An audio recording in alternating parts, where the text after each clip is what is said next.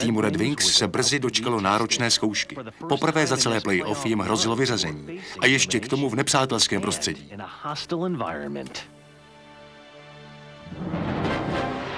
You can just sense the rarefied air of anticipation here in Denver and desperation for Detroit. Hejduk to the middle. Hejduk a chance. Save. Hasek. Rebound goes wide. Devereaux wrap around. Patrick Roy was there. And you do have a sense of extreme urgency early in this game. Forsberg trying to kick it out. Did not down low. Eisenman tied up by Blake. Rob Blake just saved a goal.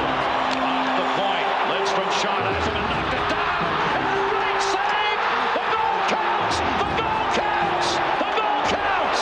Patrick Roy thought he had it in the glove. He went to hold it up. It fell down behind him and went in.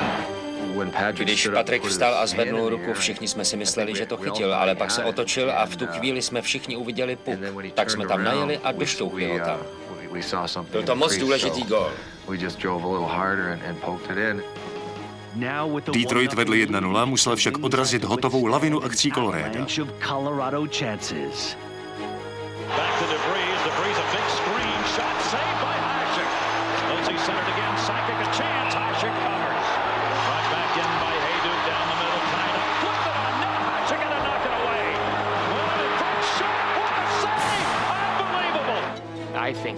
Podle mého názoru to byl nejlepší Dominikův zápas. Byl neuvěřitelný, byl ohromně jistý, hrál pro tým a my z něj čerpali energii.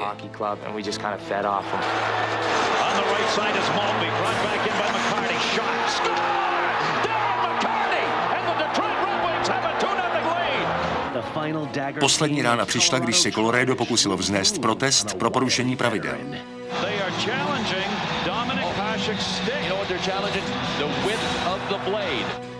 Věděl jsem, že to bude v pohodě, vzali moji hokejku, já ale věděl, že je podle pravidel, ať si ji klidně přeměří. Sám jsem ji přeměřoval těsně před zápasem.